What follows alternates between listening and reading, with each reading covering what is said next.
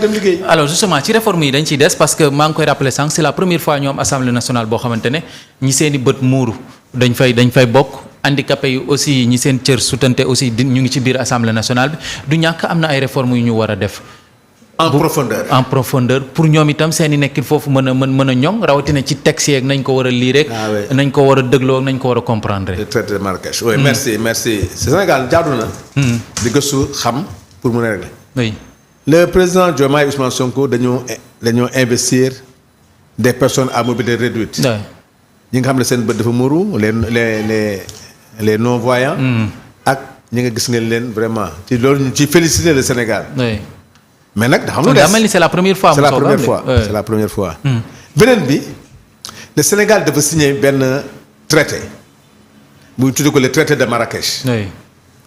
lu ci daw ay at depuis 2013 na ko Sénégal signé pour que le député mi nga xam ne tey moo nekk à l'Assemblée nationale. ma koy nuyu di ko féliciter tey permettre le Sénégal ratifier le traité de Marrakech le traité de Marrakech lu mu wax. le traité de Marrakech mooy permettre. que les malvoyants tey boo demee ci benn bibliothèque wala tey yow tey nga bind sa benn œuvre sa benn livre. ñu war ko transcrire en braille. mais tey droit d'auteur pour mu am ci accès yow il faut nga autoriser ko. tey kenn mënu ko transcrire tant que le traité de Marrakech Sénégal ratifié ko mooy permettre aux non-voyants mën a dem ci bibliothèque yi tey ki nekk assemblée. tous les textes tous les rapports qu'on va les envoyer nga mun ko transcrire vraiment en braille wala en concept boo xam ne ñoom. et ce traité là le Sénégal ne l'a jamais ratifié ñii bi ñu ñëwee ñu waxtaan ak ñoom ba mu jàll affaires étrangères ba mu nga présidence. donc ma gëm ne le président Macky Sall le président Diomaye. comme que ñoom investir nañu un non-voyant. il ne peut pas encore disposer de tous ses droits. pour avoir accès à la documentation pour mun a accès à certaines œuvres. Cela veut dire que dëgg naa premier projet de loi bi ñu war a déposer sur la table mooy le traité la ratification du traité de Marrakech. benn bi la loi d'orientation sociale la loi d'orientation sociale mooy permettre. les 15% dans chaque entreprise que ñu embaucher une personne à mobilité réduite moo leen di permettre ñu am accès au transport public moo leen permettre ñu am. accès à l'égalité à la carte d'égalité des chances. donc loolu yëpp dafa am décret yoo xam ne moo des ci loi d'orientation sociale. créer aussi benn haute autorité boo xam ne mooy gérer tout ce qui est les personnes loolu yëpp nag décret yi moo desoon. donc ñu yaakaar ne réforme yooyu président de la République le premier ministre ci décembre bi defe naa loi yi ñu war a njëkk poser assemblée nationale la. ci ñu ko ci xaar réforme majeure pour wane ne l'inclusion bi ñuy wax. que ñi nga xam ne sont des handicapés ñi nga xam ne sont des personnes à mobilité réduite. ñu xam ne dañoo bokk ci Sénégal loolu mooy défi majeur u Sénégal. loolu Dakar naa ci fan yi wax dëgg yàlla day bokk ci loi yi nga xam ne président de la République premier ministre dina ko indi à l'Assemblée nationale. biir Assemblée nationale aussi honorable am na ay commission yuy saytu wàllum luy ñoŋal dundu askan wi lu jëm ci wàllum njàng meeg njàngale mi Sénégal ba tey ñuy wax ci wàllum njàng mi ay abri provisoire di fi am loolu aussi urgence yi est-ce que Assemblée nationale bi war nañ ci mën a jublu pour mën ko régler. non Assemblée yàgg na ko posé. mais en vérité c'est un problème de manque de volonté politique. oui parce que le Sénégal a des ressources. boo xoolee budget assemblée li ñu ciy def lu ci bëri ci fonctionnement la. des fois budget bi dina rëy trop nga dem ba 95% ou 80 quelques %. du budget fonctionnement la rek ay. salaire fonctionnement mooy salaire rek. donc en matière d'investissement c'est là où on doit mettre l'accent. Sénégal ñu bàyyi caaxaan bi jël des options claires génn ci abri provisoire. c'est un problème de volonté politique xaalis bi ñu ngi koy dugal foo xam ne.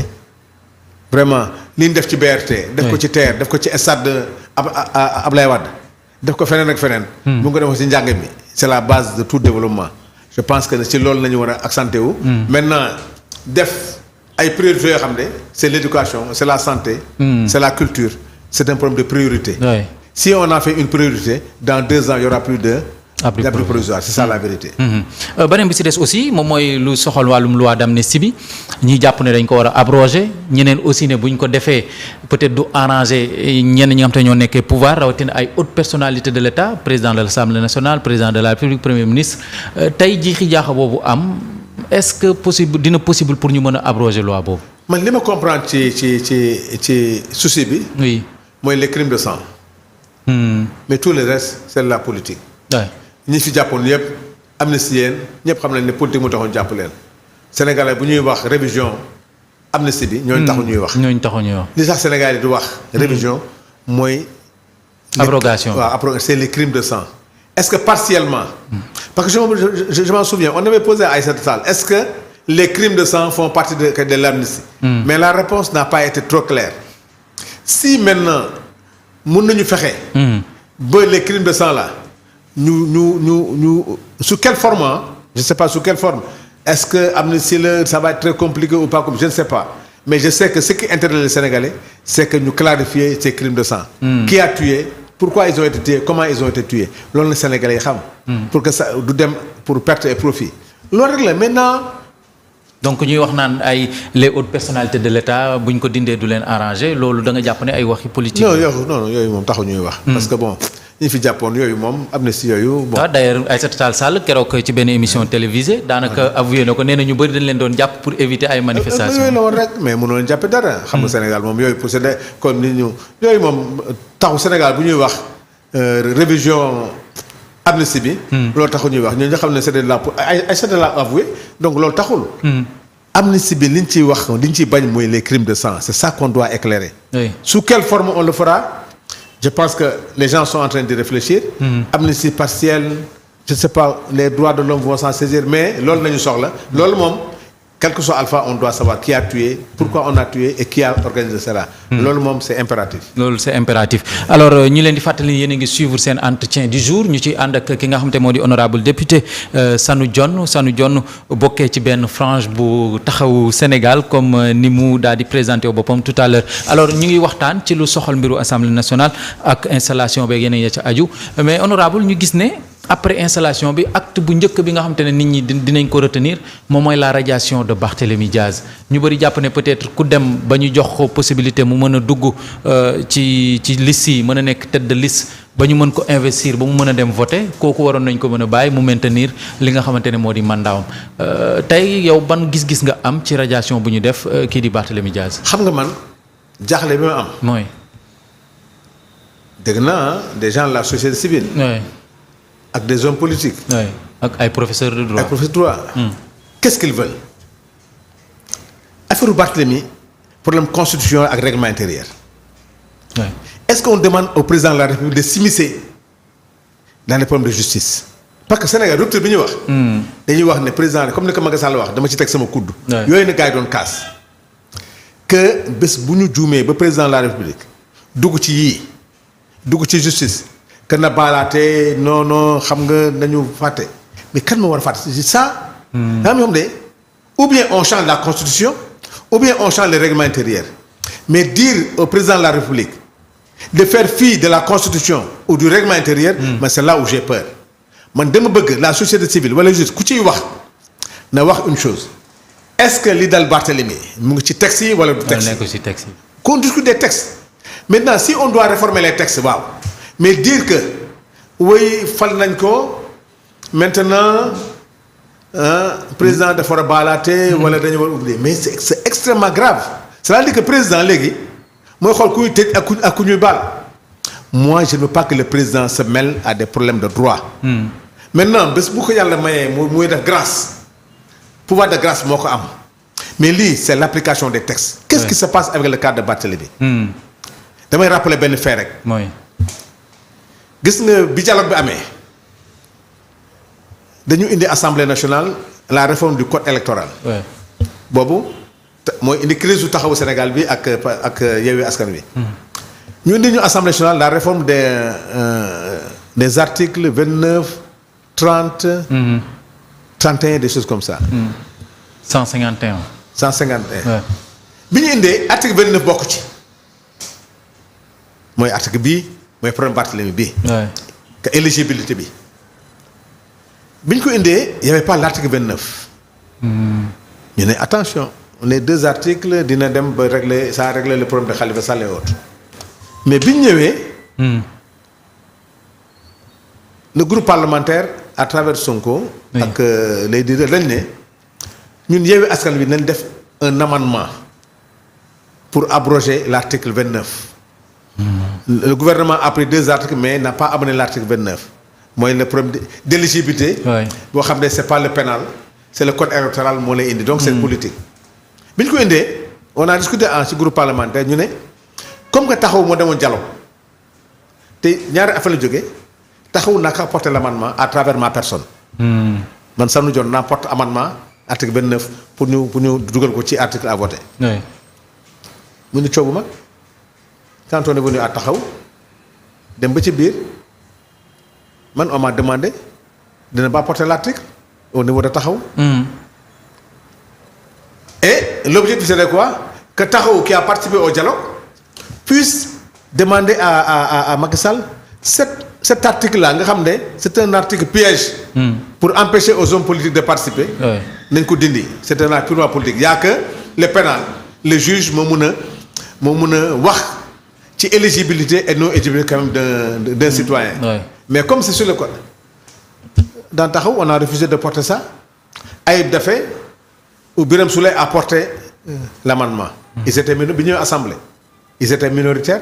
ñu porté amendement bi on l'a rejeté tey article 29 boobu. moo dal Barthélemy. maanaam bi waa Taxawu doon bañ a kii te yow nga waroon ko porté. Ah oui et ça je le dis devant tous les Sénégalais devant tout le groupe et devant l'Assemblée nationale. Oui. Et devant Taxawu article boobu man maa porté amendement boobu man naa ko waroon porté boobu ça ne nous concerne pas. On voyait venir mais dañoo bañ. ci la ko Ayib Daffé ou Birame Souleye tu verras. Le jour là am na koo porté ñoom ñu ñëw gars yi rejeté ko. article boobu tey moo indi c'est article 51 du règlement intérieur. Oui. Parce que moi je ne comprends pas qu'est-ce que l'article 51 dit mais c'est l'article 51 du règlement intérieur et l'article 61 de la constitution. ñoo wax ne député bu ñu condamné tu perds ton éligibilité. tu quittes l'Assemblée nationale. c'est le ministre de la justice garde des Sceaux moo war a saisir le président pour mais loolu ñaari ci nekk.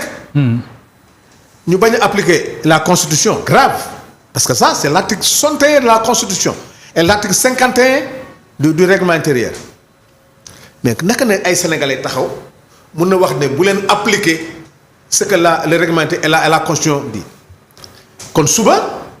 N'importe quel citoyen mën nañ ko jàpp dem seeti président ne ko non bàyyi kii bi.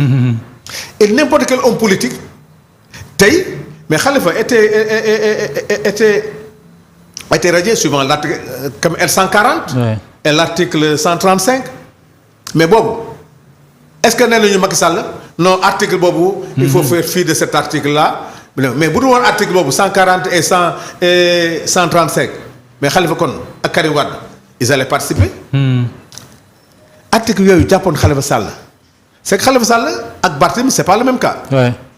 mais bii erreur bi ñuy def mooy dafa am article yoo xam ne ci code de collectivité locale da lay wax ne le maire il perd son mandat s'il est condamné pour crime. donc Barth n'est pas dans ce cas. mais l'article 61 ak article 50 attention il y a problème d'éligibilité. te porte article L 217. 277. oui boobu moo doy waar. boobu moo concerne Barthélemy.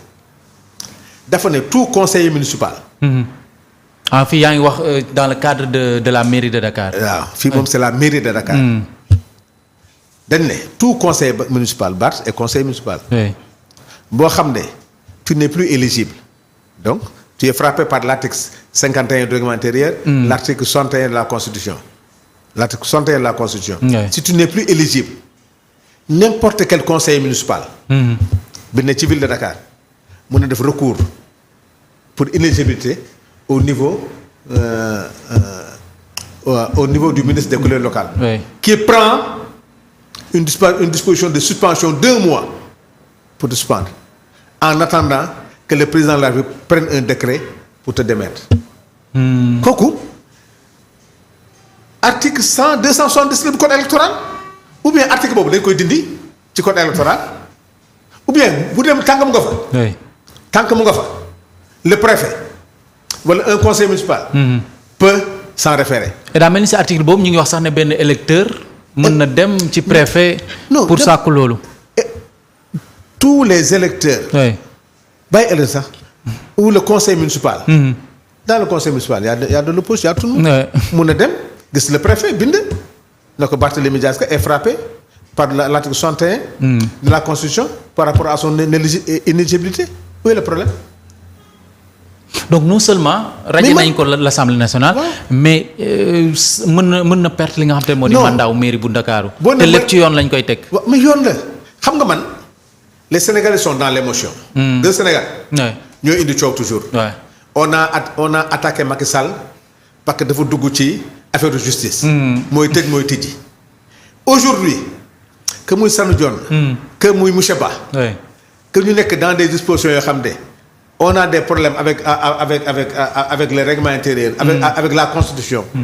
tey buñ la baalee suba su ma nekk dans un cas est-ce que man dañ ma war a baal on applique lenn la d'accord. bu ñu paree nañu réviser tout ce qui est politique politicienne. ñu réformer ci code électoral bi. oui mais tant que le code électoral moo ko bind. leneen loo def. suba ñuy wax nii. ñooy waxaat leneen. on n'a qu'à appliquer le code électoral s'il y a un électeur ou s'il y a un conseiller municipal. qui saisit le préfet xamal ne Barthélémy ñàkk na mairie loolu c'est la loi leneen loo ci wax. yaa ngi wax sentiment. donc les gens n'ont qu'à parler droit moi j'aurais aimé. que quelqu'un me dise que l'article 277 nañ ko abrogé. mënu ko abrogé heure bi. non. c'est un cas qui est là. et puis les gens disent que ne oui 14e législature pourquoi ngay indi parce que waa ji li mu wax clair de. waxul délai dafa ne à tout moment. à toute époque. tu perds demi. waaw toute époque muy 14e ak 15e. donc les gens reconnaissent que am na maintenant nañu bàyyi débat boobu nañu wax ne. il faut réformer le code électoral réformer la constitution par rapport à ces rapport à ces dispositions mais tey mënoo wax ne président Diomaye. parce que on ne parle pas du premier ministre yoo dem nekku ci ça c'est le président de la République c'est la constitution du Sénégal. ci ay prérogatives am la bokk. waaw ci prérogative te kooku grâce la mais le président n'ose pas enfreindre des articles de la constitution ni du règlement intérieur c'est pas moom la c'est l'Assemblée nationale. mais la constitution mais président li mu def rek mooy def proposition de loi pour proposition d'amendement de la constitution indi ko à l'Assemblée avec les 3/5. mais bu dul loolu qu'on discute sur les dispositions de ces articles là. mais wax leneen lu bokkul ci article yi. mooy yaa ngi indi précédent boo xam ne suba li ñu doon reproché Macky Sall nañu reproché Diomaye. mais est-ce que politiquement du gën si ñoom peut-être bu ñu teglee yéen rajo ko Assemblée nationale ñëw révoqué ko ci poste mairie est-ce que loolu du nuru acharnement tout à l'heure yaa ngi wax ne sénégalais yi dañuy dem ak émotion peut-être mën na tourner contre ñoom aussi. xam nga nag loolu. à qui la responsabilité. à Macky Sall moo fi nekk 12 ans. investir Barthélémy comme député. génn ko prison investir ko. il avait tous les moyens amnistier ko. il avait tous les moyens de trouver des voies juridiques. pour dispositions yi mu génn ko ci. moo ko fi bàyyi. le procès de la condamnation définitive. moom la Macky Sall la. donc kooku tey ñiy wax tey bu ñu bëggoon Barthélémy ne soit pas dans ces dispositions dans ces cas-là. mais tey mënoon nañu ko abroger. pourquoi ils l'ont pas fait. bi condamnation définitive bi amee Aïssata Tall ma fi nekkoon. qui était son avocat. war a notifier defu ko. ok ñii ñëw nañu bi ñu ñëwee mu tombe ak la dissolution de l'Assemblée. mais c'est pas la peine on dissout l'Assemblée nationale. donc bon nañu bàyyi mu dem 1 mois 2 mois nga def. mais ñun muy Barthélémy muy ñun taxawu Sénégal en son temps. on avait prévu ça. on avait même pensé à Madiop de Grand Yoff qui devait le remplacer. doon na teew ci seen ay réunion sujet boobu ngeen koy débattre. oui dem nañu ba xalaat Madiop pour te dire que on avait préparé Madiop pour le remplacer parce que Barthélémy moo wax. ci tribune assemblée. que il va perdre la mairie.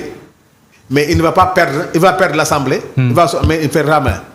mais est-ce qu'il avait connaissance de l'article L277 je ne le pense pas mais moom xamoon na ko ñun xamoon nañ ko. te préparé woon ngeen ko. préparé woon nañu que bu génnee Madiop muy dugg kon loolu ñun pare nañ ko mais Macky Sall ak ñi fi nekk tey di yuuxu. ñoom la ñii ils n'ont fait qu'appliquer la loi. Entre celui qui a appliqué la loi et celui qui a construit cette loi. mais Sénégalais yi qu'on soit sérieux. ñu xam lu ñu bëgg. c'est Macky Sall qui est Macky Sall c'est lui qui a sorti Barthélémy de prison. investir ko député. xam li ci nekk. tout dernièrement mu dem ba def la condamnation définitive. Oui, le 22 novembre 2023. 2022. Donc en vérité. ce pouvoir qui vient d'arriver n'a fait qu'appliquer la loi. li ñu wax dëgg n'a fait qu'appliquer la loi. Oui. mais c'est Macky Sall qui est au début et à la fin de cette histoire. et politiquement lan la Barthélémy Dias def lu mu warutoon a def ba mën a yegg ci fii mu yegg ci tey. waaw man est-ce que deful ay erreurs politiques aussi. man de sérieusement. oui sérieusement Barth a commis beaucoup d'erreurs politiques.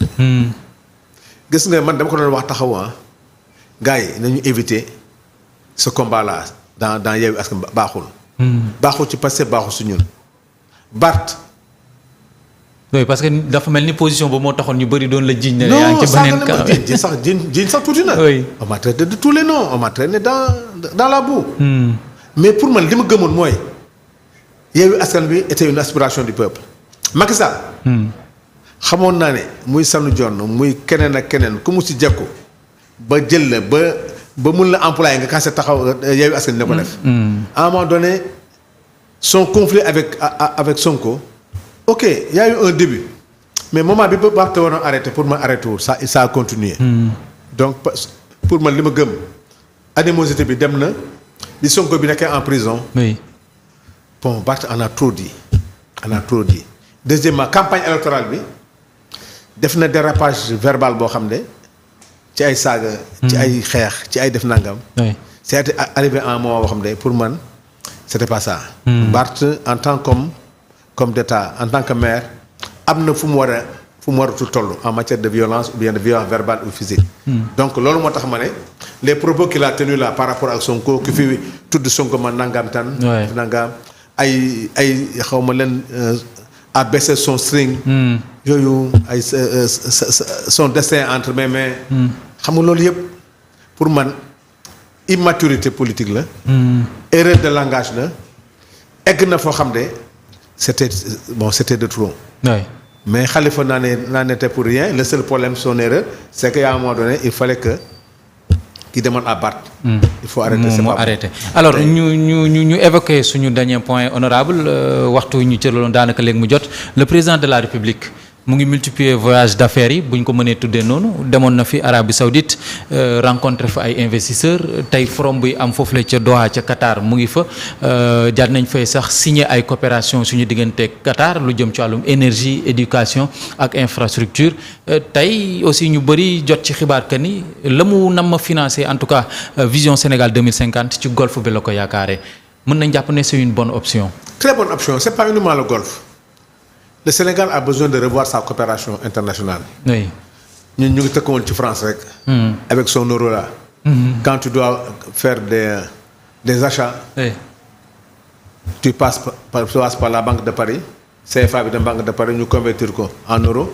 Nous en dollars, nous convertir en dollars. Ce que le Sénégal perd dans cette histoire-là, c'est énorme. C'est énorme. Oui. Donc, nous sommes avec les nouvelles technologies, avec les marchés de l'UEMOA, avec les marchés de l'OMC, le Sénégal doit s'ouvrir au monde. Actuellement, nous sommes un pays attractif. Notre Sénégal, Sénégal doit or, Sénégal doit pétrole, gaz, c'est tout le gaz. Le gaz est plus important que le pétrole. Oui. Heureusement, on a fait l'option du gaz power et du gaz industrie. Sénégal doit fer, Sénégal doit tout ce que tu as de richesse. Sénégal doit des terres, l'océan. Mais demain, Sénégal doit s'ouvrir au monde. Partenaire gagnant-gagnant. Si on doit changer de diplomatie économique, mais c'est normal que le président maintenant va avoir de nouveaux partenaires. Pour voir, parce que nous, tous nos partenariats, toutes nos stratégies de développement étaient basées avec l'axe Dakar-Paris. Dakar-Paris, là. Mais donc, si le Sénégal change d'option, mais tu vas voir maintenant toutes les éventualités comme effectivement les pays du Golfe, ils sont liquides. C'est comme Taïwan. Oui. C'est comme Taïwan. Tu as vu? Donc, le fait que moom son installation mu dem vers le monde économique d'accord maintenant ce qu'il faut faire les voyages da ko war a ànd ak le secteur privé. privé oui. dem def ak ñoom préparer nos secteurs privés jàppale leen les nouvelles technologies là par rapport aux médias. par rapport à l'autosuffisance alimentaire loolu laa gëm. donc loolu moo tax et puis les 8 pôles de développement seront financés dans le cadre de ça ah loolu la. donc il faut le saluer. tu as vu nee nañu voyage bi. bu dee da ngay passe dem 1000 francs pour gagner 100 000. 100 000 jar na ko donc jar na ko alors mu am fa benn occasion tête à tête ak Karim Meïssa Wade lan nga jàpp ne moom moo waroon a nekk seen sujet waxtaan ak aussi ñu bëri jàpp ne président am na esprit de dépassement. esprit de dépassement et c'est à saluer. nous sommes pas il y a pas une animosité. Karim Wade c'est un Sénégalais qui a des opportunités avec les pays du Golfe. Oui. mais qu'on en profite. gis nga problème mooy. xam-xam fu mu nekk dama jëli ko. la personne de Karim importe peu. ce qu'il peut apporter au Sénégal loolu la ñuy xool. il a voté pour il a voté contre c'est son droit. tu vois mais tey vote bi jeex na sénégalais la fu sénégalais nekk mun a indi xam-xam mun a indi alal ci réew mi mun a aider le sénégalais nañ ko jëli. donc waxtu politique jeex na waxtu liggéey moo jeex na. Karim Wade c'est quoi c'est un sénégalais.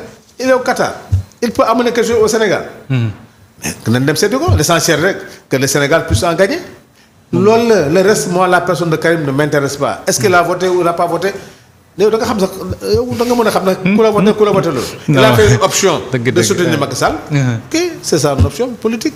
li ci partem perte xam na ko moom. mais moom personnellement ce qu'il peut apporter sans le PDS parce que ça c'est pas le PDS c'est Karim Wade qu'on est allé chercher qu'on est allé rencontrer. moi je le salue et na ko multiplier tous les Sénégalais yi nekk à l'extérieur yi fi nekk te mun a apporter quelque chose au Sénégal nañ ko def fini la récréation politique allons vers le développement de ce pays amoon naa mbégte janoog yow honorable Sanu Dione lan loo xamante ne bëggoon nga ko wax te jotuma la ko laaj waaw li may wax rek mooy surtout waa taxawu Sénégal oui nañu xoolaat xam ne on a fait beaucoup d'erreurs il faut maintenant nii def ay choix politiques dépassé nañu foo xam ne te nga naan nooy sama leader du mu wax baax na déedéet. pour ñi war a jàppale Khalifa Sall nañ ko jàppale pour xam bañ ko wax ne boo xalaat ne moom rek moo war a xalaat déedéet. tout le monde doit xalaat pour la destinée de ces jeunes là parce que dootu ñun. y a des jeunes qui sont investis ñooñu leur carrière politique il faut voir comment les accompagner ba ñu génn ci lii. mais l'opposition radicale à Pastef duñ ci gagner dara. c'est avec le Pastef qu'on a construit le Yewwi Askan Wi c'est avec le Pastef qu'on a construit cette victoire nañu am grandeur boo xam ne nañu fàtte loolu jéem a xool comment créer un link pour ensemble construire le Sénégal. Maintenant de remercier Demba Fall de Pastef qui est dans la Biscuiterie qui a eu un esprit d'ouverture